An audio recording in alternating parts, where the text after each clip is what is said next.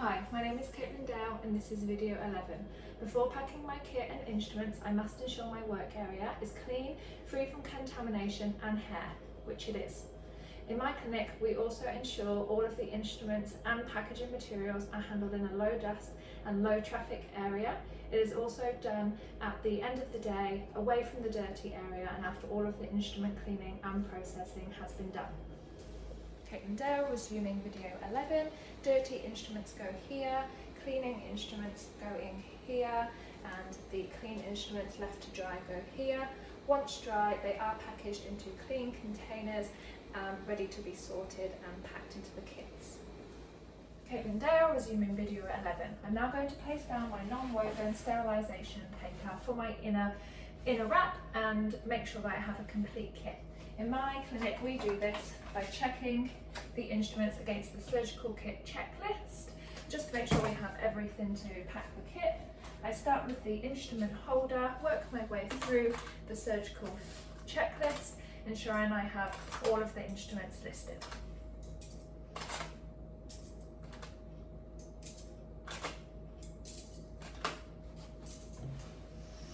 Caitlin Dale, resuming video 11. Now that I know I have a complete kit, I can pack the kit.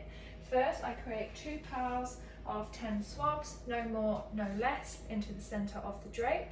I can then place the instruments on the instrument holder on top of the 20 swabs.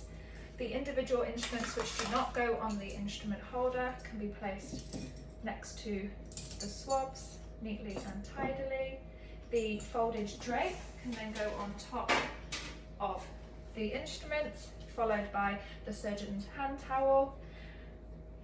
It is packed this way because what the surgeon needs first will be on top of the pack once opened, and what the surgeon needs last will be on the bottom of the pack once opened. The indicator strip can then be inserted into the kit. I like to place this as close to the middle of the drape as possible to indicate once open that the steam has in fact penetrated the deepest part of the kit, but ensuring it is not touching the instruments. So I like to place it inside the folded drape with the indicator strip panel poking out so that the surgeon can see this once they immediately open and they know that it is sterile. I can now fold the kit using the envelope fold method.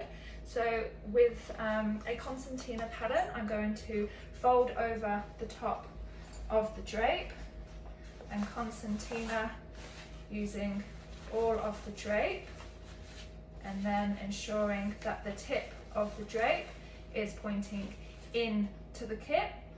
This means when opened, the leading edge is pulled rather than the tip of the drape, meaning that only the underside of the drape is touched by the opener. Follow this same pattern and concertina the side of the drape. Again, ensuring that that tip is pointing in.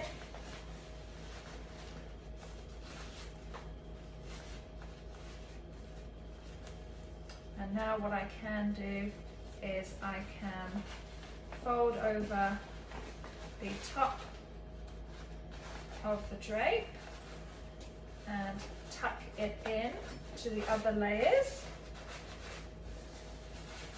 to secure the drape, but ensuring that the tip is left out for easy opening. We can then use the Autoclav tape to seal the package closed over the sides of the tip, not over.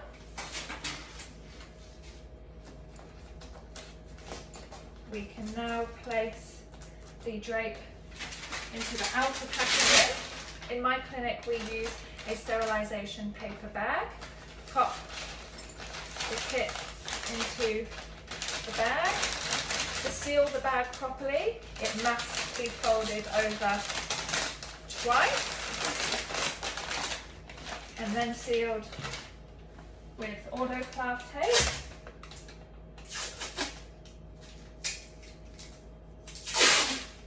Over the top and around the back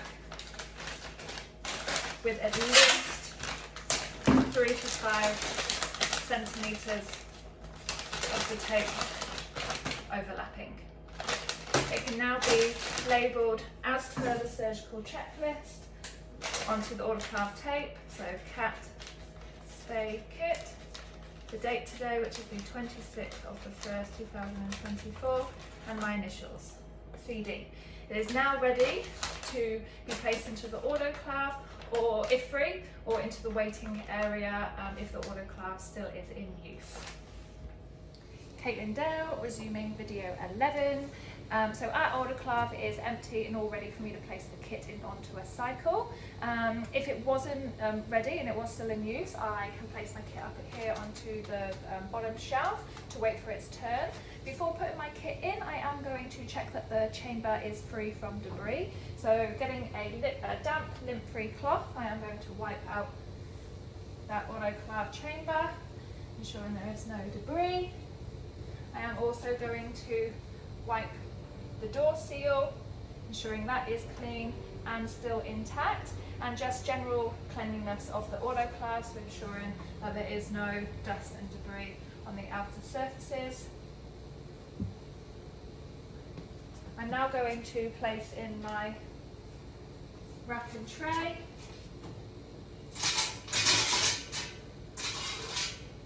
And before placing my kit into the autoclave, I am going to check that there is adequate water. So pressing the pump button here on the autoclave, it is telling me the reservoir is full. If it wasn't, I would top that up with distilled water first. Our autoclave machine is left on, but if it wasn't on, there is the on-off switch on the side here. And it would need a time to warm up before popping that kit in, and the machine would indicate when ready for use. So I am going to pop my kit in onto the shelf in the autoclave machine, ensuring that it does not touch the chamber walls. I'm going to shut the door and push. It will start making this sound, and the door is fully sealed once it stops making this sound. And I'm now going to press the start button just here for 134 solid wrapped for a 5-minute sterilisation time and a 15-minute dry time. Caitlin Dale, resuming video 11. Once the autoclave has finished the dry cycle, ensure you are wearing your PPE, so your eyewear and your heat resistant gloves at a minimum to protect from steam, and open the door slowly. Press the open the door button. It is recommended to leave the kits inside the machine until fully cool. If you do have to remove the kits before they are fully cool, remove them and place them in a low traffic area on a shelf or rack, top shelf here in my clinic. Once they are fully cooled, you need to check the integrity and sterility of the pack before moving them into the storage area. And this means ensuring they are not wet. A moist load is not sterile, and making sure that the packaging is still intact, so no holes and no tears. If you were to find that a kit had its sterility compromised, you would need to repack and reprocess that kit immediately so that it isn't accidentally used. Caitlin Dale, resuming video 11. I'm now going to individually pack scissors and hemostats. Ensure you pick an appropriately sized pouch for both instruments with roughly around 2 to 3 centimetres on all sides. As if the pouch is too small, the instrument could put pressure on the bag and pop it open, rendering it non-sterile. So with the scissors, we don't have tip protectors for scissors in our clinic, but we do use gauze to ensure that these scissors tips don't puncture or pierce the bag in any way. So once I have placed the gauze onto the end here, I am going to place the scissors fully opened and handles first into the pouch, so that the surgeon grabs the ring grips first, reducing the contamination, reducing the chance of contamination.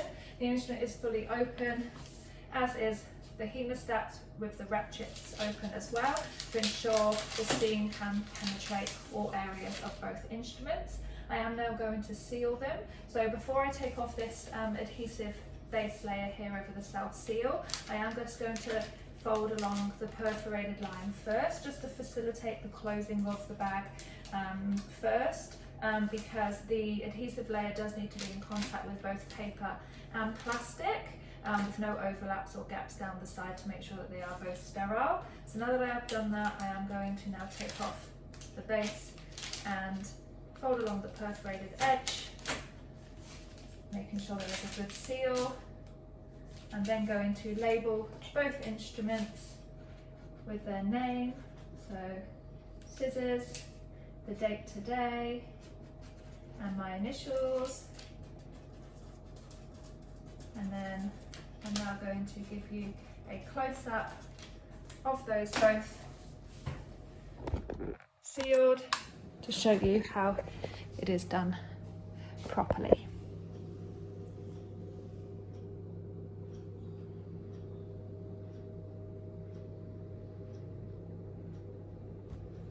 Caitlin Dale, resuming video 11. Here is a better view of the scissors sealed correctly, as the previous video did cut off slightly.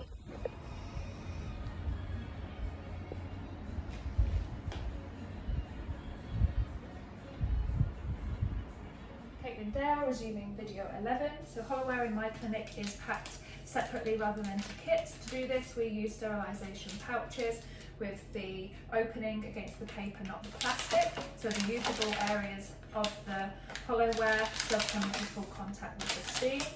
Fold along the perforated edge, seal, label, date and initial, as we do for the scissors and the hemostats. Caitlin Dale, resuming video 11. So individually packed instruments should be placed into the autoclave in racks, holding them in vertical positions, all facing the same way for steam circulation. However, in my clinic, we do not have these racks. The hollowware should also be in a vertical position so that it's in a draining position. But instead, what I'm going to do is I'm going to place the instruments onto their own individual shelves with the paper facing down. I'm also then going to place the hollowware onto the bottom shelf, again paper facing down and with the usable surface facing down into a draining position. I'm now going to close the door, then waiting for the noise to finish, and pop it on a 134-degree solid wrapped cycle for a 5-minute sterilisation time and a 15-minute dry time. Pressing start. Caitlin Dale, resuming video 11. So again, once the autoclave has finished its drying cycle, wear your PPE and open the door slowly. Allow them to cool, but if needed, you can remove and place the cool on racks in a low traffic area. As with the kits, once they are fully dry, they can be moved to a sterile storage supply area, which should be in a low traffic, low dust, no insects or vermin area, so that they can remain sterile. This area should also have a routine cleaning schedule in place. Shelves in a storage cupboard is ideal.